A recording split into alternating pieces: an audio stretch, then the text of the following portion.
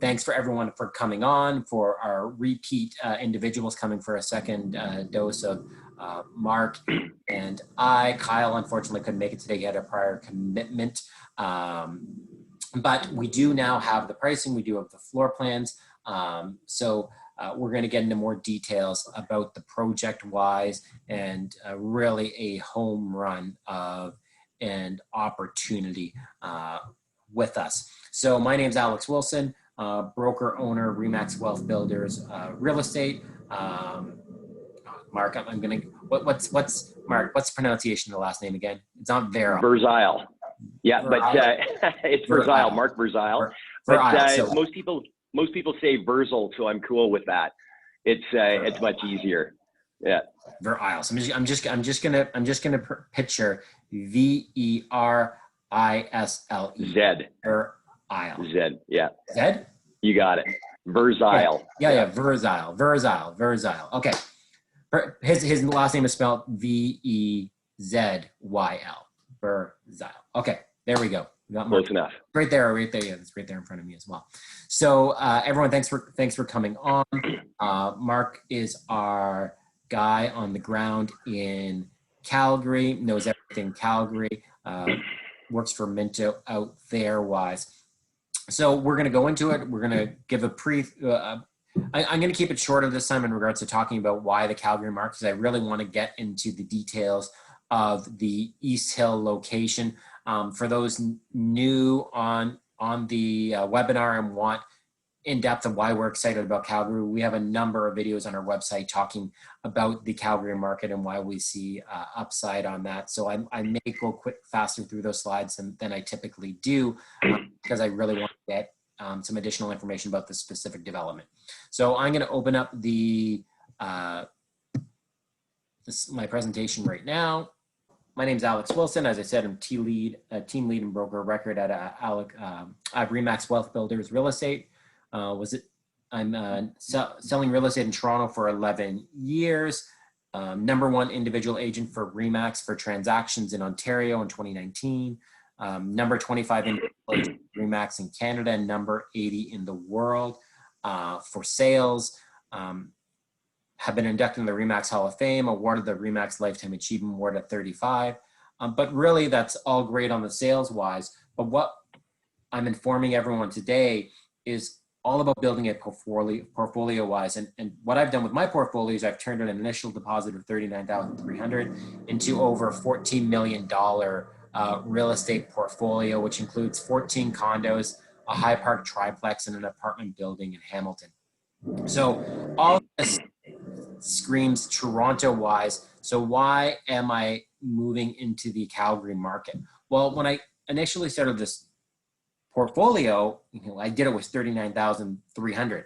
I can't do that in the GTA, let alone I can't do that in I don't even think I can do it in Ontario, or definitely not Southern Ontario wise. So if I'm looking to start a portfolio or grow my portfolio with value-based opportunities wise, where can I do that? And that's where Calgary came along. And here's my overall portfolio here, what I was able to grow from that initial deposit. And when I look at a portfolio wise, I don't look at it in 1 and 2 year brackets. I look at 5, 10, 20, 30 years. And why 30 is the important year. And 30 years may not be the time frame everyone on this call, but 30 years is your typical amortization period on an investment property. I always look at 30 years because in 30 years, I know all my mortgages be paid off. So if I just took all my properties and they'll all be paid off in 30 years, and I do a conservative growth rate of 3%, what's my portfolio going to be worth? Well, it'll be worth $33 million. This is my pension fund right here. I have created my own pension fund. I don't need to worry about retirement. That is already set for me. I can just live off these properties. And that $33 million in regards, what does that work out to in today's dollars? Works out to be the equivalent of $17 million today when you factor in inflation rates. So I've already banked $7 million in buying power, in today's buying power for my retirement wise. And that's what, but looking for these opportunities, these leverage opportunities where you can buy and grow. and that's what I like to teach people. And that's, again, why we moved in the Calgary market, because of these properties wise, you know, when I bought these properties, they were a lot less than what they are today. The Carnaby I bought for $260 some thousand. Minto West Side was, when I factor in the locker and upgrades, was about 275, 600,000. You know, these were my initial purchases wise, you know, getting in the 75 Esplanade, that's 600. I bought that one for 375, I think. So things have been getting more and more expensive in Toronto wise. So where are my value buy opportunities? That's what I look for. So why Calgary? Well, when Calgary first presented itself as an opportunity in 2019, you know, I was blown away by the pricing wise. So we started doing a deep dive into the actual city itself. Most livable city in North America for 2 consecutive years.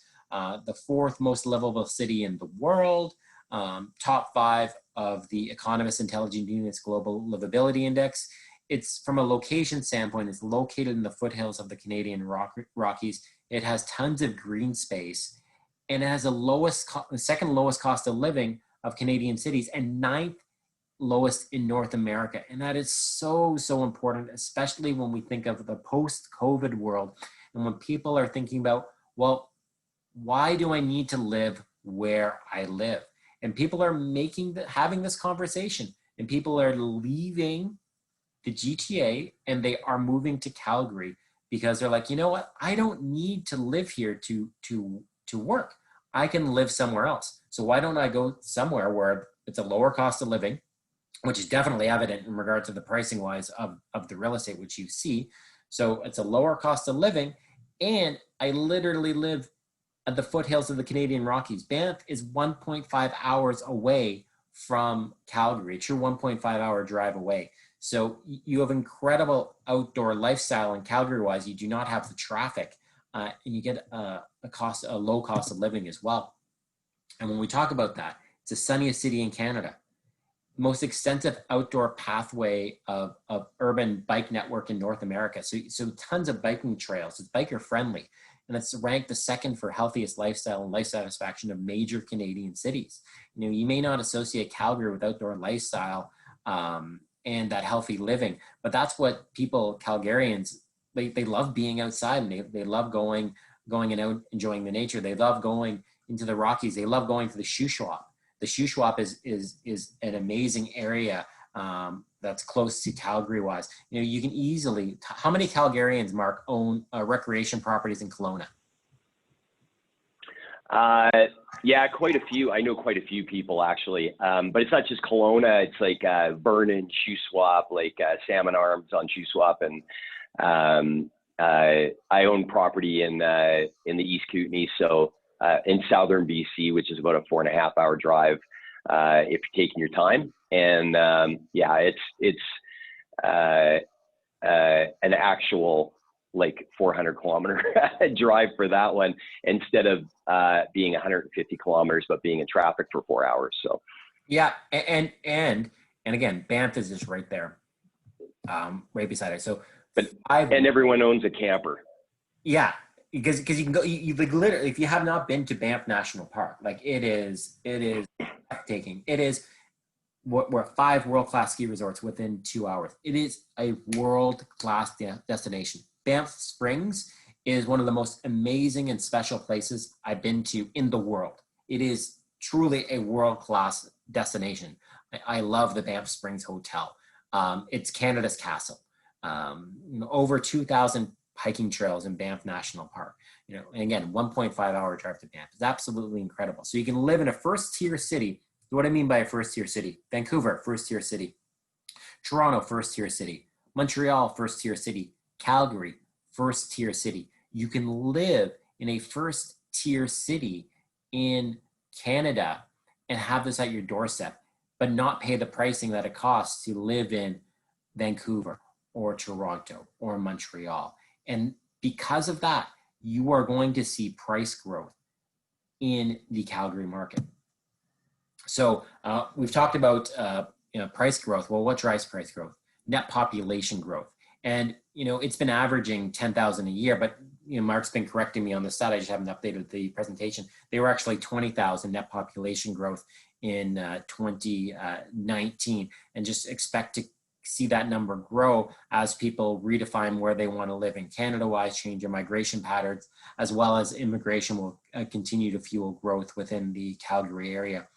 And Calgary is also very wealthy. It has the highest millionaires per capita of all the major Canadian cities. And it actually has the highest wages and salaries per employee in the country at $66,000 in 2018. And you'll see in further slides, that number is now higher than that 66,000. And I think we're at 75, but we'll see that in a future slide. So you have the high salaries, you have the high wages, you have the wealth concentration in an area. So it is just poised for price growth wise. And we're going to talk about why it's been suppressed for a little bit and why, again, it's going to be going up very soon. So why is Alex buying condos in Calgary? Well, first of all, I'm following Minto.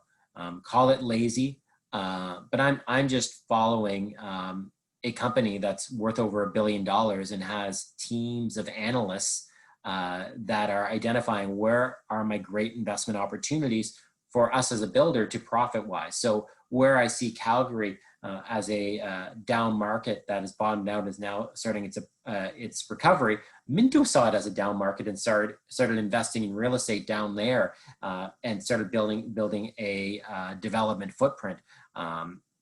They have 5 properties in Calgary with 3,500 plus units. They have 5 properties in Calgary with 3,500 plus units in different phases of development wise.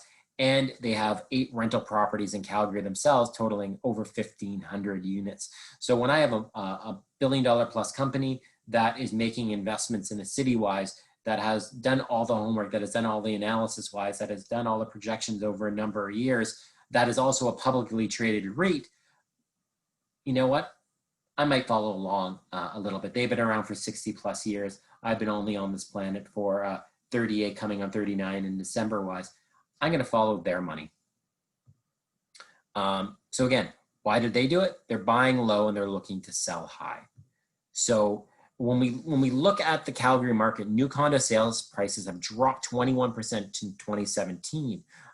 And Mark will, in a couple of slides, he'll talk about the ups and downs of the Calgary market, and it is truly a boom and bust market in the Calgary. And we're just about to see boom times again. And where I highlight this Warren Buffett investment, he recently made a $9.7 billion investment in pipelines. And not that Calgary is solely reliant on oil and gas. It is a part of their economy, but they have pipelines coming, new pipelines coming to the Calgary market. So we've seen the depression of pricing already happen in Calgary-wise. So now we're taking an opportunity to buy in the down market. And that's where we're going to see the growth into the future wise. So buy low, sell high. Distribution and diversification. So when we look at oil and gas, that's the distribution side. Calgary oil or Alberta oil, there are times when it will sell for 50% less than Texas oil. What the issue with Alberta is not the worldwide price of oil. It is the price that it sells at a discount to the world price of oil wise, because they have distribution issues. So because Alberta is located in the center of Canada, it doesn't have those coastal outlets, those waterways to distribute the oil outside of Canadian borders. Their largest consumer or their largest customer is the United States, which actually has been a net exporter of oil as of recently wise. So our oil has been selling at discount because our largest customer, because of geographically, that's been our sole source customer wise. So they've been able to force our pricing down. Once we have the Trans Mountain Canada pipeline, which is under construction, which us as Canadians own, that is going to significantly increase our worldwide distribution of oil wise, which will relieve some pressure on the sole source contracts down to the US, which will allow Alberta oil to sell for more and come closer to that worldwide oil price, which is only a benefit to the Alberta economy. So that's number one, looking at the distribution of the oil and gas in Alberta wise. And they're making other investments in the energy sector as well. The thing to remember is Alberta is an expert in energy production. They know how to develop energy. And energy goes beyond just oil and gas. So even any green initiatives wise, Alberta is the expert in how to develop, finance, and build energy projects wise. So even in transitions to future energy sources wise, Alberta will always be at the forefront of those developments because they know actually how to structure them and do them properly and most efficiently wise. So that's something important to keep in mind as well. And then in regards to diversification, Calgary isn't just reliant on oil and gas. And when we look at the skill set of workers in Calgary wise, we look at what COVID has done in regards to people looking at, well, I don't need to work in a specific location. I can look from a lifestyle standpoint. When I have companies that are going to be looking for, well, where are my high-tech workers going to be and where's my lowest cost going to be to operate? That's where Calgary becomes extremely attractive. So Calgary, highest concentration of high-tech workers of all the Canadian cities. Calgary, ranked in the global top 10 of most attractive cities for workers. Great city to live in as a worker. Calgary, the highest proportion of STEM graduates of major Canadian cities. What that means is your degree programs in science, technology, engineering, mathematics, all degrees that are required for the technology industry. And from a low cost perspective, because of the buildup of office space that occurred after 2014, there's just like a lot of office space in Calgary. It's not a bad thing, it just was an overbuild. And now there's high vacancies in Calgary, which means that office space can be sought out at a discount wise. So I'm looking at, if you look at Vancouver wise, where they've just got 3,000 new Amazon employees that are coming in. You have Toronto, where it's extremely expensive on the office market wise. Even with COVID wise, the office market was at historical low vacancies pre-COVID at, I think it was 1.7% on the vacancy side on the commercial side.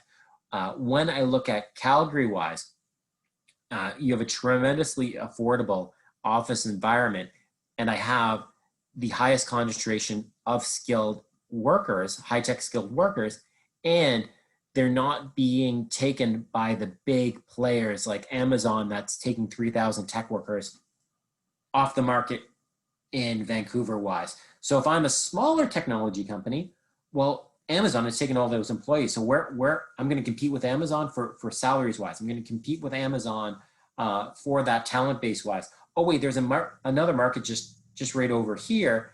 Well, I can get office space incredibly cheap. Second, it was number one for the top city to live in North America. And my workers are going to be less. I'm not competing against the top technology companies for these employees. Why don't I open up shop here? It's already happening in Calgary. It's going to continue to happen. You're going to hear more technology companies moving to Calgary. Or not even just moving, opening up their shop when they make their Canadian decision when they're opening offices here. And then when we look about the diversification of the economy, you look at all the different sectors where individuals are coming from, where they're working wise. And oil and gas, is really only making 6.5% of the workforce of the Calgary market wise. So it's really just a small portion where it was much larger before. They've done a great job diversifying their economy. And then boom and bust. This is where Mark comes in and talks about what the Calgary market is and when you need to jump on these opportunities when they come up. Buying in the downtime and profiting on the uptime. So why don't you talk about your experiences over the last couple, last of 20 years, I guess, or last 15 years in the Calgary market, Mark? Sure, yeah, you bet. So I came actually from the GTA in '95, and then got into the real estate industry shortly after. The first for the first couple of years, well, there was a bit of a tech bust in 2000, and that was more of a stock market drop. And then 2004 through, just like the rest of Canada and North America, through 2007 and 8, we saw like massive increases in real estate. And so I saw the writing on the wall, and it started purchasing properties and flipping them with builders. I bought a couple of older properties, and then I found after switching out hot water tanks and furnaces, etc. There wasn't a ton of money in it, so I decided I was only going to go with new. So I'd buy a new property, and then the market was going up at the time. So like sometimes I'd sell them at by the time they hit lockup or drywall or whatever, or I'd wait till they were finished and rent them for a while and flip them. I actually wish I had kept more properties, and I told you that before. So I still have a few here in Calgary, and wish that I had kept more of them. But so the first real bust wasn't in 2009. It came in 2010. So the U.S. was going through an absolute meltdown in the end of 2008 and 2009. It didn't really hit us till 2010. I started buying properties again. And then 2011 wasn't a great year, but 2012 it started to move again, and 13 and 14 were fabulous years. So I flipped a few, and same thing, like buying something brand new, waiting for it to while it's being built, it's going up, and if it flatlined for a little while, I'd just hang on to it, and then I'd sell them later. And then so 2014 came, and then of course the oil bust at the end. 15, 16.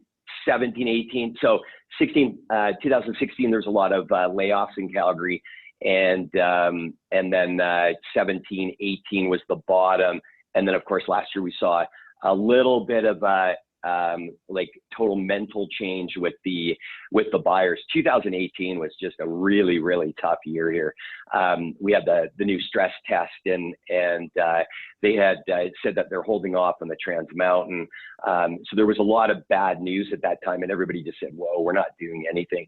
So that's when we really saw things flatline, and 2019, completely different mentality. And as the year progressed, in the first couple of months, you still saw a little bit of decline, and then after that, it sort of flattened out and just started spinning off and getting busier and busier. And then, of course, ERA we put out there with the brokers and investors, and that one was a massive success, like selling out 180 units in just a mere couple of weeks, really, for the most part.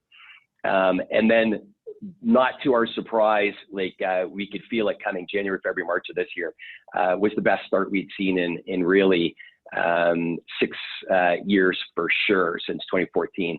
And then COVID hit, of course, lockdown, and then nobody really knew what was going to happen. So we thought it was going to be a quiet year, but actually since then it's just been cranking up. So in September, we saw growth of 28% more sales than the year prior overall in Calgary. And I'm really starting to see, and I know the question was, how did Mark make $1 million? Well, flipping properties. The first 2 cycles were buy low, sell high, just like you said earlier.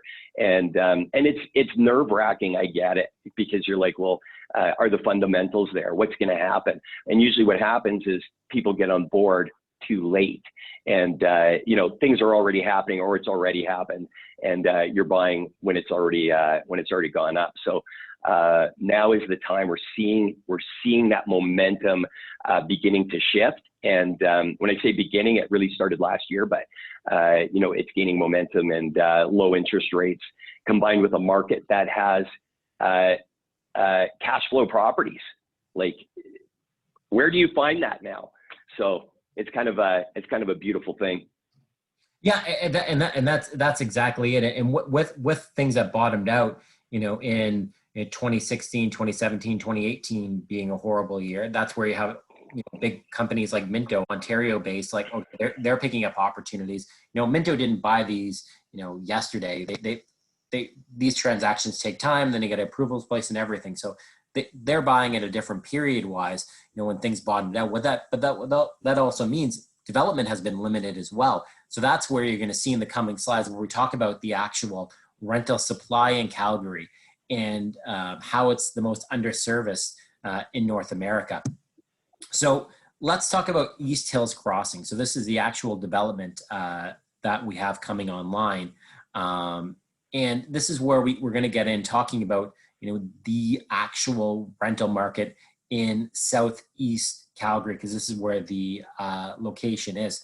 So Mark, why don't I let you handle these next floor slides? I'll click through them, but just talking about this presentation that Jeremy did for us. So Jeremy is a partner at Ignite Strategic, right? That's correct?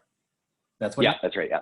Yeah. So what their job is, they actually analyze the real estate market and the rental market in Calgary for developers wise to determine, if the fundamentals are there for them to, build and invest in projects and everything like that. So this is someone that takes an analytical approach in looking in the market. So we get a lot of questions. Alex, what's the current rental rate? How is the rental market in Calgary? This is the actual information that you're looking for in this area wise. So Mark, why don't I let you just take away these slides here? Yeah, you bet. It was actually kind of funny because last week I think I got this 20 minutes before we got online, and so I kind of stumbled through some of the numbers in that. But I was reading through it before we got online, and it was shocking at how good the information was. So in the southeast sector where the East Hills Crossing is located, it's an underserved rental market. So the entire market is underserved. So you have to understand that Calgary went through 20 years where nobody built purpose-built rentals. So there was only private investors like ourselves that were, purchasing a house or purchasing apartments, townhomes, whatever, and renting those out. Nobody was building purpose-built rentals. And it was even 5 or 6 years ago, I was looking around thinking, God, there's no new buildings for rentals. And then it kind of started, about 2 or 3 years ago. But 44,000 purpose-built rentals in the market for the entire city of Calgary, which is the lowest ratio in North America for cities over 1 million. So that statement alone tells me I think I need to be buying something because A, they cash flow in Calgary, and B, the market's completely underserved. So in the southeast sector, there's 2,300 purpose-built rentals again. That represents 6% of citywide stock versus it has 15% of the citywide population. So, again, shocking numbers. General trend towards new condo quality rentals. So remember that 20 years, nothing was built. So people who are lifetime renters, if they want to get out of they're going to pay an extra $100 or $200 to get into a much nicer building with a rooftop patio and a nice balcony, rather than the old building that they're in currently. And then Calgary's slow to respond to the new wave of rental demand. So there's massive companies like Cadillac Fairview who own shopping malls and that have come to town, and they're building 40-story buildings downtown. And all these units that are opening up, they're still telling us this isn't going to satisfy the rental demand in Calgary. So combined with we can probably go to the next one. So Conference Board of Canada. So we'll get to my next point in a minute. By Conference Board of Canada in May, GDP 6% in 2021. Now, just like the rest of Canada and the U.S., it's pulling back this year. We have strong demand for real estate, but next year 6% growth. And then what they're not saying in there is that over the next 4 to 5 years, we're going to lead Canada in GDP growth. Which is astounding, actually, because if you read the headlines and stuff, it doesn't sound like that. Employment growth, 38,000 jobs in 2021. So you have to understand that the Trans Mountain just started. It just started building last year, and how many people does it take to employ that to put it up, a several-year-old project? And then you have the LNG pipeline, which nobody really talks about, through BC to Kitimat. And one of my clients I was speaking with last night, he was just hopping on a plane coming back from Kitimat, and he was telling me all about what's going on. And he's like, they don't have enough people to work. And So they've been chartering planes out of Vancouver, out of Calgary, Edmonton. Now they're going to Saskatchewan, Ontario, the Maritimes, because they don't have enough people to build. And this is a several-year project. And then they can easily twin it from Fort McMurray to Kitimat for oil. Anyways, that's another whole conversation. So there's just like steady growth over the next few years, and that's without oil prices increasing. So that's all infrastructure. That goes to the diversification construction. Right, and the one I missed on the bottom there in the last one was population growth. They're calling for 2% population growth over the next course of the next 4 or 5 years again, which is now Toronto holds the record for the most immigration in Canada. So most immigration goes to Toronto, and that would be about 2.5 or 3% of the Toronto population. So 2% growth is for Alberta is massive. And when the economy really takes off, like 2013 and 14, we have a different problem. So when oil prices are really high, our problem is we don't have enough workers, and that actually hurts the GDP of Alberta. So a nice balance, or just steady growth, would be really a nice change of pace. And again, they're calling for population steady growth of 2% per year. So, and then you can go to the next one. Yeah, I remember back in the boom days. When people were when you were desperate. When I'm talking about desperate, cities were desperate to find workers for Tim Hortons. Like you didn't have the workers to actually service industries to support the workers wise, and right. That's where people got to remember where Calgary can go like this. So if you get it down here, and when it takes off, and Mark, you've said this before, it takes off. And to that point, I remember Tim Hortons shutting down after like 3 or 4 o'clock because they didn't have staff to work them. And same with like McDonald's and that kind of thing, which is seems bizarre, doesn't it? So in the Southeast, the demographics propensity to rent, so high population and growing. And again, when you have migration like that coming to the city, first thing you do is rent.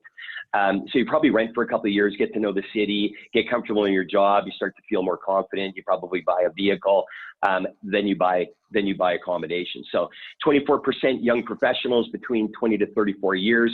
And Alex has said this before, we have the youngest workforce in the entire country.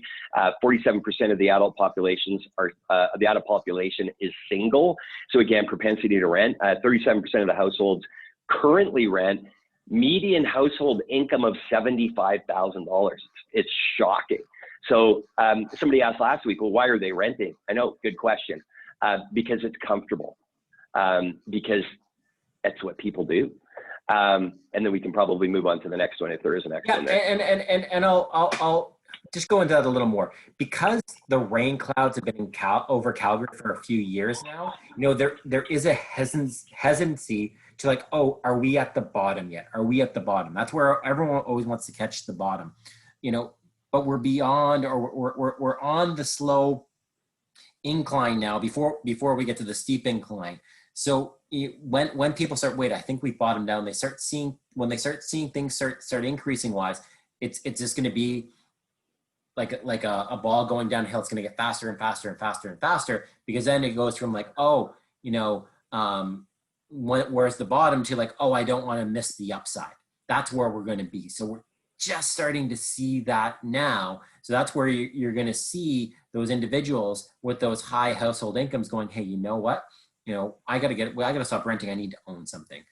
So they're just starting, the sunshine is just starting to peek itself out through the clouds. So I'll let you go in now, Mark. Future housing trends, purpose-built rentals, of course, new market reality, they say, job growth, service sector orientation, rental demand towards compact, efficient designs with smart amenity package. So this is really this building right here. It was originally thought of more, it's Lola architecture, and they did just a fantastic job on the exterior and the floor plans, like Alex was saying. But I mean, literally, they threw them out twice, and you know, with the hit of COVID and that, we knew that this was going to go more towards an investor type of building. So we really wanted to make sure that we got it exactly right, and it was built for people who wanted to rent. So for an example, there's no 2 bedrooms with 1 bath, and it just showed that the rental demand was so much higher for 2 baths with 2 bedrooms, and you can make profit that much more per month, that we didn't design any. So we just we really made sure that they all work throughout. So, and I believe in the building we're about 30% 1 bedroom plus den, and then the rest is 2 bedroom and 2 baths. Okay. So, and the market will. Yeah. Oh, sorry. Sorry. Yeah. There's only one 1 bedroom, and when I mean 1 bedroom, there's only one bedroom floor plan in the building. Style. Yeah. Yep. Yeah, market demand's more towards 2 bedrooms. So, and not that 1 bedrooms won't rent. You saw the slide earlier where it said, you know, 47% of people are single. Well, there's lots of people out there that don't want a 2 bedroom. They're, you know, a 1 bedroom will be fine, and they're happy to pay $100 less or whatever it is for the size. So, and market will pay premium for new, and that's the key right there, because even if vacancies were to go up, you're still getting renters because they want to be in the brand new stuff. And in the suburbs, and I know we're going to get into, I just get excited about the building.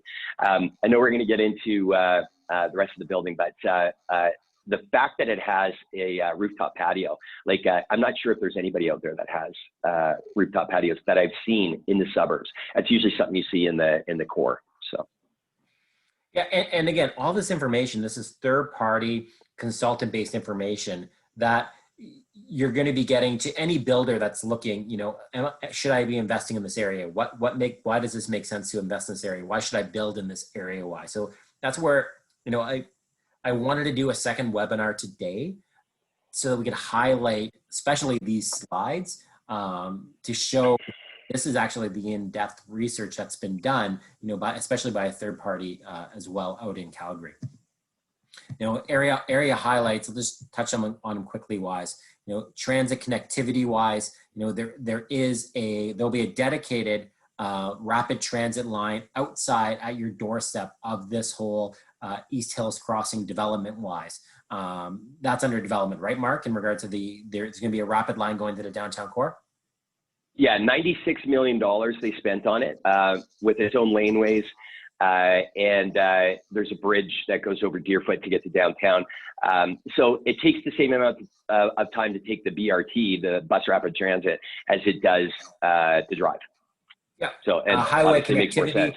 sense. So you're actually just right close to the major recent expansion. There's a highway that goes around Calgary wise. So in regard to a transit connectivity, you can get to anywhere in the city. You have not transit connectivity, where transportation connectivity. You're right close to the major new highway that goes Stony Trail with Calgary. That now you can access any point of the city of Calgary wise. So that's very important. So from a transit connectivity, from a highway connectivity, we have all that right there with this location. It's an area master plan with 4 condo buildings, 350 townhomes, approximately 600 units in the entire development wise going up. This is building number 1.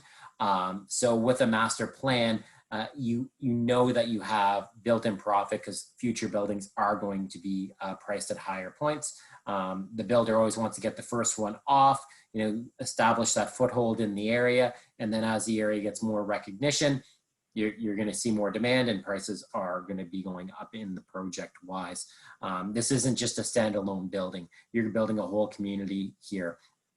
Area amenities, there is a RioCan complex right across the street from this development wise. So you have, there's a Cineplex there. You have a Walmart Superstore. You have a Costco. You could literally walk across the street and go to this massive RioCan retail complex. So all your area amenities are right there across the street. And then we've talked about the rental strength of the area as well. The actual average price per square foot rental wise is $2.15. But as we mentioned, new product will lease for even more than that. But that's what your current average rental price for this area is. So you're going to be doing very well in the future on the rental wise, which is important to your cash flow. And that actually sounds terrible compared to Toronto, but then it's all relative. Well, yeah, we would say that, but the pricing wise, and we do have a slide where we compare pricing wise, where it just shows you the difference in pricing is just outstanding. Incentives in investing here and investing in Alberta, you're able to secure a unit with only 5% down. So when we talk about buying a unit here, your initial initial capital outlay is only 5% of the purchase price. So I'm just going to do easy math here. It'll probably be a little more than this because of depending on what you buy. But if I do $10,000, it could be 11, it could be 12.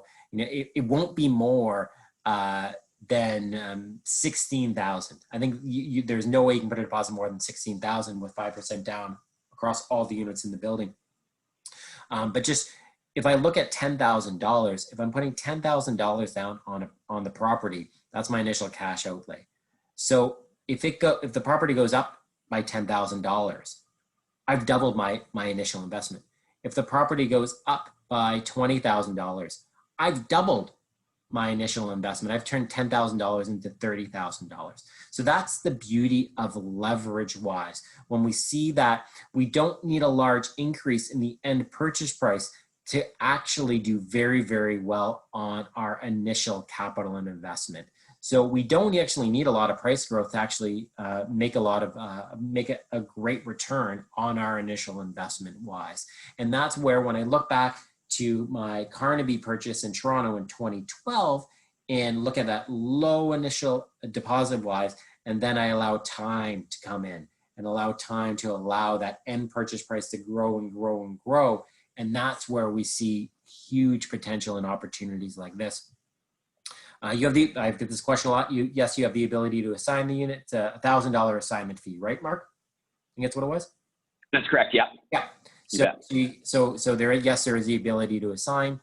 You get the 2-year rental guarantee, which includes full property management. We're going to get into what the lease back is. So it's actually the builder leasing back the unit wise. And in that lease back, it also includes full property management. So what that means is that you're not going to get a call at 2 a.m. in the morning from a tenant going, hey, my toilet's not working. Someone else is handling that. So that makes ownership in Ontario, you don't have to worry about what your asset is doing all the way in Calgary.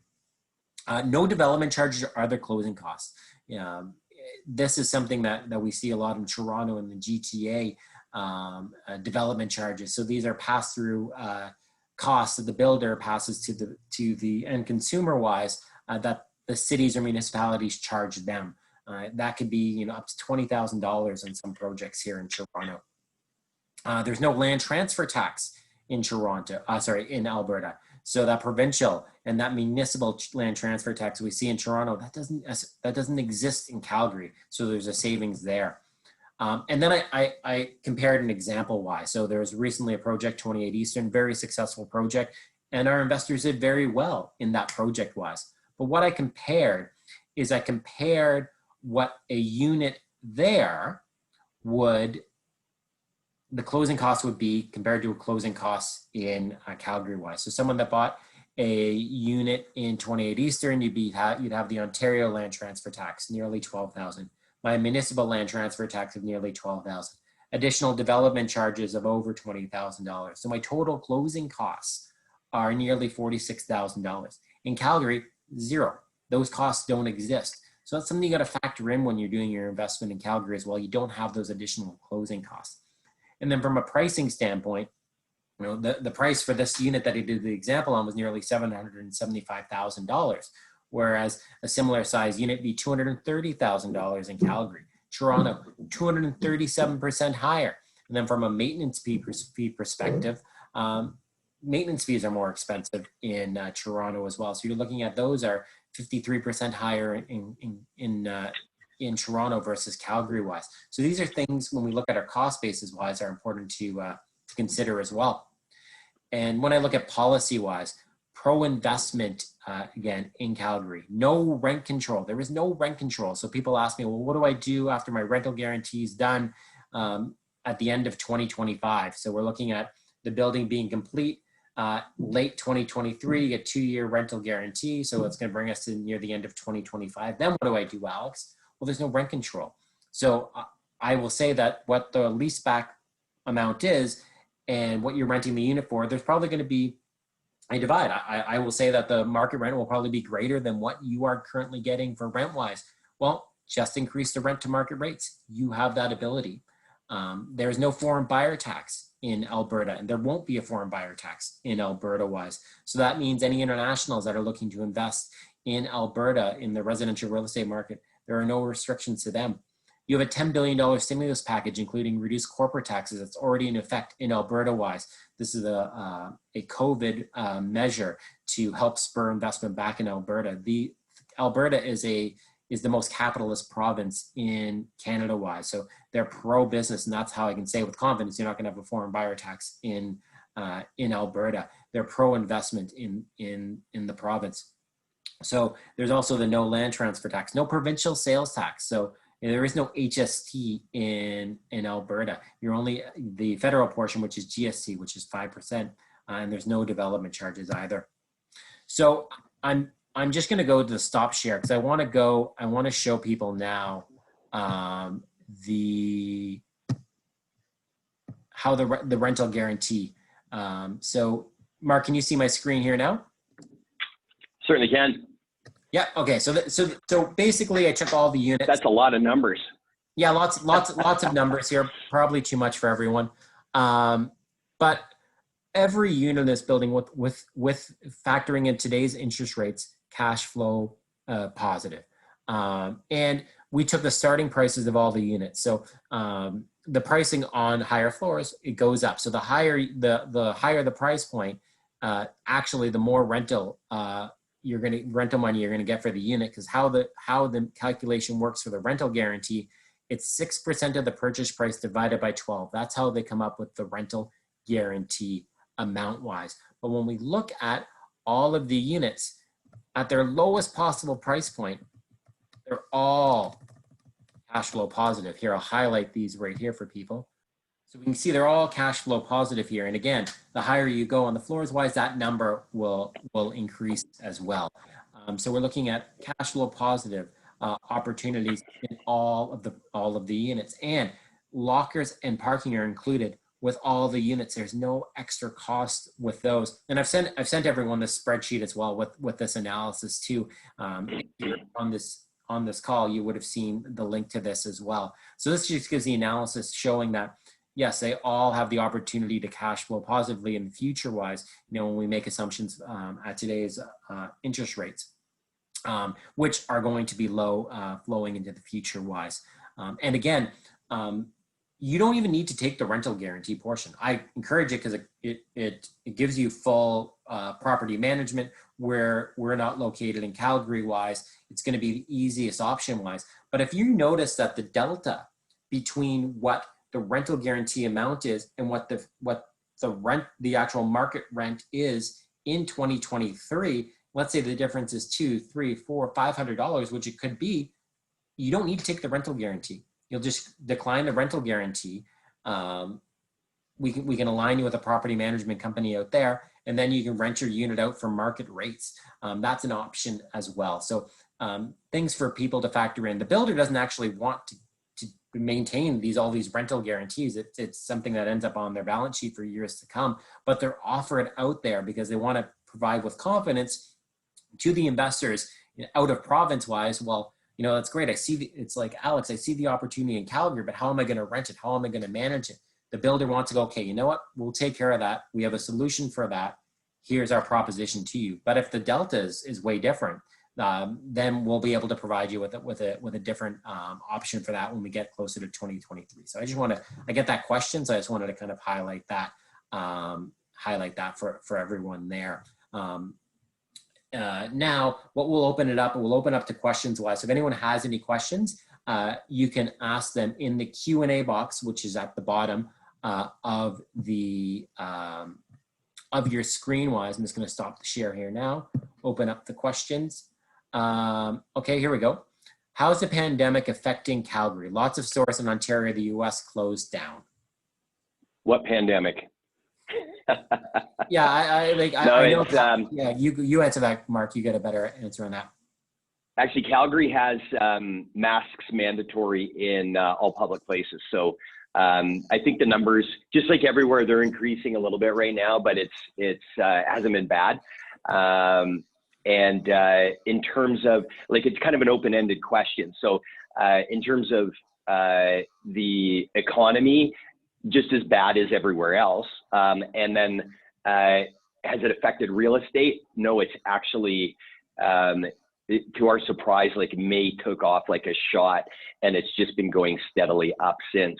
So just to get a little bit further into that, I was checking with builders in some of the suburbs on apartments and townhomes and what they had for stock left for, somebody walks in the door and just buy a spec home or whatever. And it's like almost nothing. There's just almost nothing out there right now. So yeah, and that's also where we see the low interest rate environment is going to continue in the future wise. So when we talked about the median household income of 75,000 in this area wise, people are going to start transitioning from rental to purchasing, which is then your end price of your actual investment unit is going to go up because there's going to be more demand on the purchase side. But also you're not going to lose on the rental demand because you have that net population growth. So when people are first making their way into Calgary wise, they're going to be renting. So they're going to rent they're going to first move to Calgary, they're going to rent, they're going to settle their roots down. Once they're settled, then they're going to start investing and buying. So that's going to feed both your rental side and it's going to feed your growth of your end unit value as well. Right. And the demand is more towards brand new rentals rather than staying in the old stuff. Yeah, exactly. And that's there's going to be, that's where people ask, and here's a great question right here because that flows into that. So segue wise, what's the market resale condo price in the same area compared to pre-construction condos? Well, first of all, this is going to be a brand new building, so you're going to have a difference between the new building and like how old's the other stuff in the area, and some of the areas you're looking at different neighborhoods too. So it's not a apples to apples comparison wise. If you're just taking a realtor.ca look and looking down, you got to factor in different neighborhoods. But I'll let you take it. So, and just to further on that one, there's nothing here. There's and we didn't really get into this very much, but this area to the west is communities that were built 35, 40 years ago. So there's several apartments there that were built they were actually going to be built for sale, and then they realized they would make more money with the rentals, and they canceled everyone's agreements and they rented them all out. So there's 250 or 300 units there or something, and they were 99% occupied all the time. We're building across the road, so this is the first brand new stuff in terms of apartments for the last 8 or 9 years. But in terms of areas, nothing's been built for 35 or 40 years in this area. So it was annexed by the city. I don't know how many acres it is, several sections for sure. So it was annexed by the city around 2007. And to the east is a city called Chestermere. I started my career there selling new homes, and it was a town of 3,000. Today it's 22,000, and they've annexed now up to the border of Calgary. So this entire area between Calgary and Chestermere, if you look on Google Map, is going to be completely filled in. Just the Calgary portion will be brand new, 61,000 population when it's built out. That's the area structure plan. And about 10,000 to 14,000 jobs created in that area. And then just to add to that, just down the road, we never really got a chance to talk about this. There's so every little portion of the area structure plan for this new annex has a plan for resident. It's almost all residential. There's a little bit of commercial and light industrial. 2-3 minutes down the road, just to the north side of 17th, and I just learned this last week. I didn't realize this area was coming. This is gonna blow your mind. It's called Twin Hills, and you can Google it because they have a nice website set up. And this area is dubbed Cyber City. So where they want to bring tech companies to Calgary in this area, again, it's 3 minutes down the road. And so it's going to be startups and, existing companies that want to move to Calgary. And they're all going to be sort of in this same little area. So it's almost like, a little mini Silicon Valley, just outside our doorstep. So. Yeah, and that's where we go. Like, who's going to live in there? You have that. You have easy access to the highway system to get around. There's going to be a rapid transit system. Even though it's in the southeast end, you have all the infrastructure to get to wherever you need to work, located in this area. I know. It was funny when we first started working on this and hearing about this. I'm like, hey, Mark, I actually been to that movie theater because when my wife and I visited a couple years back, it was New Year's Day. Our flight was later. We were staying by the airport wise, and I actually went to go see Aquaman at this theater. So it was very easy for us to go from the airport hotel, down here to catch the movie here. So even just when we look at all the industrial and everything, it's all by the airport wise, people can live here and then easily get to that area as well. Right. So RioCan, that 600,000 square foot shopping center that's across the road. So that's 600,000 square feet that's existing right now. So let me tell you how many times Calgary builds retail and then they build the residential. Never. It never happens. Zero. So this is we're the first ones in to this whole area structure plan for condos. There's nobody there. There is no new housing in there. This is the first building. And then, as Mike was alluding to on Monday from Minto, next building is going to be a little higher. I think he was making that fairly clear. No, he didn't say a little. He used the word significantly. Yeah, he was pretty animated about it, wasn't he? Yeah.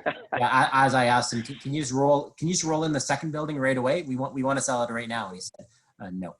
And the other thing is, so the question was, how is it priced against other stuff that's in this area? There's nothing there. There is no condos. You have to go north or you have to go south. As the new buildings come on, not for Minto, for the entire city, you're probably aware lumber's gone up over 200%. They constantly increase the codes on new buildings and construction, so better efficiencies. So the cost of building is just going to continue to go up, forcing the pricing to go up. You also have where the builders have blown through a ton of inventory in the last few months, and so now you're going to have a lack of new inventory coming on the market as the builders struggle to get it on. So I mean, it all takes time, right? Yeah, and I have another question here. How does this compare to other pre-con in Calgary? Well, it's first of all, I had they give an example, Era. Well, Era is a different location. Era was more expensive. Era is also sold out. So this is lower price than Era. Because Era is a more downtown location versus this being a more suburban location wise. But what I for my investments wise, I'm following Minto. I know Minto. I know in regards to their asset base wise, it's incredibly large. I trust in the building of Minto wise. And I personally invested in Era, and I'm going to personally invest in this project as well, because I see the opportunity wise. I always like to be first in any master plan community because I know there's profit being built in. Question in regards to the mortgage work for this project and how does it affect other investments? It doesn't. Every mortgage is separate and it's on its own individual unit wise based on cash flow. That's why cash flow is so important as well. Financing is national, because I've had some of these questions. So a local Ontarian mortgage broker can handle a mortgage in Calgary wise. That is completely possible. That's not an issue. So there isn't any issues with the mortgages wise. What's the standard property management fee after 2 years? Well, what I've been telling people, I think what you said, it's what, 10 to 12% in Calgary management fee? Yeah, it just depends. Like they all work a little bit differently. So some charge a lower percent, but then they charge more for placement costs and you know, the middle of the night call for plumbing or whatever it is. Although you got a 10-year warranty, so maybe not. Yeah. And so there is a company I know about there that's like 10% across the board, and then they don't charge any extra. I mean, there's lots of scenarios. You could just let this company, whoever it may be, they haven't decided yet, just look after they continue to manage it after the 3-year or the 2-year rental guarantee is done. Or you can find your own company. You could do it yourself. Like, I mean, there's lots of options. No one's going to leave you in a lurch. Like Alex, of course, knows when these things are coming up. Plus, he's bought into building himself. So there will be something in place and some ideas for you at that time and on which way you can go. So the whole idea is, like, you don't, hands off, you don't have to do anything. So. And what I've told people as well is, you know, I'm actually selling significant volume out here. So I will have buying power come the expiry of these contracts, whether it's in Era, whether it's in Annex, whether it is in East Crossing. You know, my presence for investors out there, you know, when we're done all this, will probably be over 100 units easily. You know, it could be getting closer to 200 units. So there'll be some bargaining power that I'll have, which will be able to offer to the investors in the future wise. So if you want to do your pro forma, I would just you could do 10%. But I would say it may be lower than that in the future wise. But you could, as Mark said, there's always options. You can continue with the current supplier into the future wise. It's actually not Minto that manages it. There's a third party supplier that's managing it on their behalf out there. But I will have options for people come the future wise. What is the property tax rate in Calgary? If you look at the spreadsheet that I sent out and you click on the cell for property the property tax calculation, the property tax rate is in there. Question, rental guarantee including full property management, does that mean we do not need to pay any fee to the builder? Correct. 6% is the rental net income, right? No. 6% is the gross rental income. Then you need to pay whatever your mortgage is, your maintenance fee, and your property tax. So that's what it is. So your 6% is your guaranteed rent. Then you pay your mortgage, property tax, maintenance fee. But that 6% includes full property management. I think I answered the question there. What will happen to the investor after 2 years of management? Does Minto? Okay, yeah. So we offered that question. We offered that question. What is on the first floor? There are units on the first floor as well. Just for the ease of analysis wise, I just did it from the second to the 6th floor, and the analysis wise, the same layouts are on the ground floor as well. What's the closest college, university in this area? I'll let you handle that, Mark. Ooh, good one. I'm going to say probably SAIT, Southern Alberta Institute of Technology, which is close to Annex near Kensington, which is going to be 25 minutes away. Perfect. Yeah, just off the top of my head. I'm racking my brain right now. Yeah, so tax on selling the unit in Calgary, it would be less than in Toronto wise, but what I mean by that is it's capital gains, right? So when you sell a property, it's capital gains. There's a federal portion of that goes to the federal government. There's a portion of that goes to your provincial government wise. The federal government handles that distribution of those. The federal government's your tax collector for your provincial and your federal tax wise, and then they distribute the money to the provincial governments. The provincial governments set the tax rates. So it's the same capital gain tax in Ontario in Alberta, in BC. The only difference is that Alberta has a lower tax rate. So you may actually have a lower tax in Alberta when you sell that unit than you do in Ontario wise. It's not going to be more. Potential to be less wise on that, but best to clarify that with an accountant wise, but it won't be more. Does condo fee include utilities? It includes everything but hydro, correct, Mark? Yeah, that's correct. Yeah. And will they charge when closing? So that's again when we look at closing wise. So in Ontario, land transfer tax, Toronto, it's additional land transfer tax, development charges, pass-through charges that we see.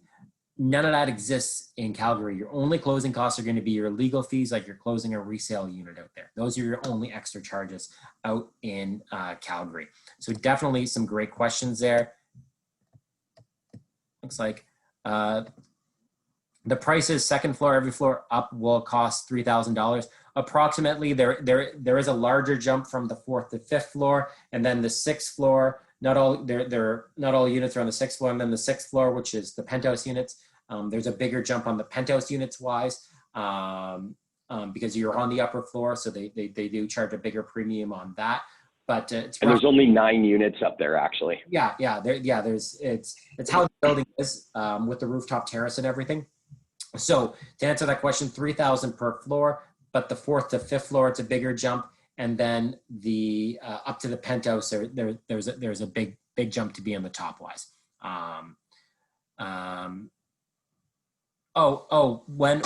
Sorry, I mean change, not charge. When will they change? Will they change when closing? Sorry, I don't understand the question. Will they change when closing? I don't know what that charge. Are they wondering about closing costs? Said, sorry, I mean change, not charge. I don't know what that question is. I'm sorry, guys. But I will answer this one question in regards to the closing time wise. If we're talking about when the actual closing is, in Alberta, they're pretty good on their timelines for closing. Correct, Mark? When we talked about, closing will be extended. That's not really the case in Alberta, right? You're really tight on your finishing times for your buildings, and you have an answer for the reason that is? Yeah, and we've got lots of time for this one. We actually, for the investors, we just pushed the building process back on this one. So we could probably have it ready even sooner, but it'll be in the latter half of 2023. I was going to say 2013. Here's the throwback. Okay, and here's a great. Okay, so this person clarified their question. Will they change the condo fee on closing? Right now, it's saying 40 cents. And this is actually, Mark actually has a good answer for this, because there are regulations actually protect you guys in Alberta that we don't have in Ontario. So talk about, we're estimating 40 cents, but what happens if the builder increases that beyond a certain threshold? So anything's possible. However, it's legislated, and this only came in like 3 or 4 years ago, that they have to set the condo fees reasonably. And because unfortunately, there's a few builders out there to be like, oh my God, they're $100, and then you close and they were, 350 or 300 or whatever. I'm just throwing numbers out there. So these are set reasonably. And as a matter of fact, the conversation I had Monday morning before we presented to Alex is that we actually set them just slightly higher because we wanted to underpromise and overdeliver, of course. So and the reason we set them just a little higher is the insurance premiums. We're expecting a little jump in that throughout Alberta, because we just had a wicked storm that came through in the spring, and there was a little bit of hail damage, to say the least. But so whatever the case, it's legislated. They have to be set reasonably. They can't, I can't remember the exact number, but they can't go up more than, like, let's say 10% in the first year. It's something close to that. And otherwise the builder pays over and above. And then someone asking a tax question wise, tax on assignments wise. Again, tax is federal, so tax is going to be the same. The way things are handled in Ontario, they're going to be handled in Alberta wise. Same thing on mortgages. The way mortgages are handled in Ontario, they're handled in Alberta wise. Mortgages financing is national as well. You know, there's a Scotiabank in Ontario, there's a Scotiabank in Alberta wise. So mortgages are national, taxes are national, same thing. I think that handles all our questions here. You know, there's one question here. The last question I'm going to take, I will answer why. Someone's just talking about there's condos going up in Welland, Ontario, which are a similar price point. Well, it's Welland. Does Welland have a national hockey team? Do they, Mark? Do you know of the Welland Flames? No. So Welland is not a tier 1 city. It's not a tier 2 city. Probably a tier 3 or tier 4 city. So that's where you got to look at where you're investing wise. Welland. How am I going to get to downtown Toronto from Welland? Can I? Yeah, if I have 2 hours. So you know you have to factor in these things when we're looking at, well, where am I investing wise? This is actually in Calgary, and Calgary is a tier 1 city. I make the reference about an NHL team. Obviously, Welland doesn't have an NHL team, but Calgary is a tier 1 city with major employment hubs that can easily accessible, where you can get the average household wage of $75,000. So just something to important. You're not investing in a tier 2, tier 3 city, tier 4 city. You're investing in a tier 1 city, and that's where the opportunity is. When you're writing a line, it's because it's booming there. Yeah, you're buying. It's up here. You're buying up here. We're focusing on buying in the low part before the boom. That's where you make money. So hey, guess what? I bought a fiveplex just outside of Swift Current one time. And Swift Current, if you don't know where it is, it's in Saskatchewan. And do I wish I had ever bought that? No. Yeah. I wish I hadn't. I'll stick to the major cities. Thank you very much. And that's where if you were to see another fluctuation the other way wise, that property in Welland is going to hurt significantly wise. So that's where we look at where the opportunities, you know, within major centers or attached to major centers. Welland is not attached to a major center. So I'm going to leave it there. We've taken an hour and 20 minutes of Mark's time and all of your time. So I don't want to keep anyone any longer. We have floor plans. We have pricing. This building is going to sell out when we start. Are we going to start signings next week, Mark? I know you're kind of back and forth. Yeah. So yeah, you betcha. Signings are starting next week. This building is going to sell out. This is not a quick question of if, it's how fast. And we launched it Monday afternoon, and we're more than half. Yeah, yeah. I just haven't sent in my stuff yet. But there you go. We have units in hand. No one on here is behind the 8 ball on anything wise. You all still have the opportunity, but this building will sell out. And as I said, our conversations with Minto on Monday wise, the future buildings, well, those are going to be significantly higher in price. That was their words, not even mine. Because I wanted them to launch the next building right away to give you guys more units, but that's not going to be the case. So this has been recorded. It'll be sent out to everyone. There'll also be a link on how to your next steps, how to reserve a unit for the project wise. And we hope you all take part in this opportunity. Okay, again, thank you, Mark. Thank you, everyone, Thanks for having me. We'll talk to everyone later. Okay. You bet.